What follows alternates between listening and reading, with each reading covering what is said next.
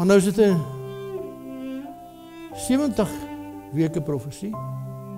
So daar bly nou nog 'n stukkie van die profesie oor. Dis 3,5 jaar. En as jy dit bymekaar tel, waarheen vat dit jou? Dit vat jou na 34 na Christus toe.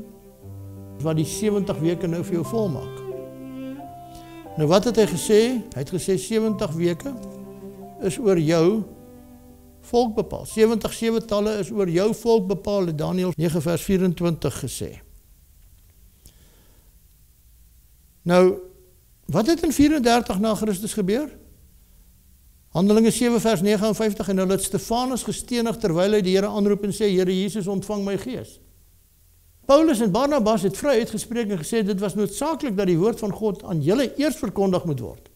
Maar, aangesien julle dit egter verwerp het en julle die ewige lewe nie waardig ag nie, kyk, ons wend ons nou na die heidene.